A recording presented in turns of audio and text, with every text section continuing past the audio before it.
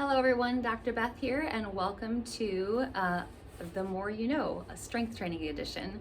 So last week when we talked about strength training, we talked about the basics. We talked about how often you should be lifting, how many repetitions you should be doing, your rest days and rest breaks in between everything, and we also talked about some of the different equipment that you can use to help you achieve your goals.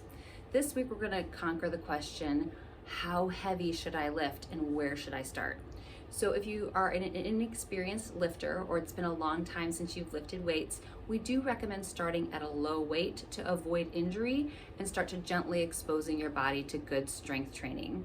The rule is, again, following that 8 to 10 repetitions for building muscle mass or 12 to 15 repetitions for building endurance. Now, the key is once that feels easy, you have to go up higher. It's called the overload principle. So once your body gets efficient and strong at doing something, you're no longer really challenging it and building it additional strength. You've got to overload your body. You've got to introduce higher weights, a more difficult challenge to start seeing the changes that you want to see. So for example, if I've been doing 10 pounds of my dumbbell curls, and initially when I started, I could barely do reps 8, 9, and 10, but after a couple of weeks of training, I can get through those 10 really easy. That is my signal to bump up to the next weight. Now, when I first bump up to that next weight, I might find that I struggle to do 6 or 8 repetitions because that weight is so much heavier. That's okay, and that is normal. As long as you're not experiencing pain in the muscles or pain in the joints, it is safe to go up that weight. Just understand that your body may not be ready to jump into a full 10 repetitions when you jump into that. The other thing we like to warn people about is something called DOMS, delayed onset muscle soreness.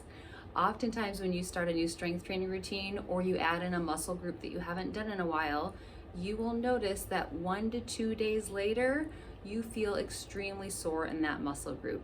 Again, that is a normal part of the strength training process and has a lot to do with the breaking down of the muscle and the building it back up.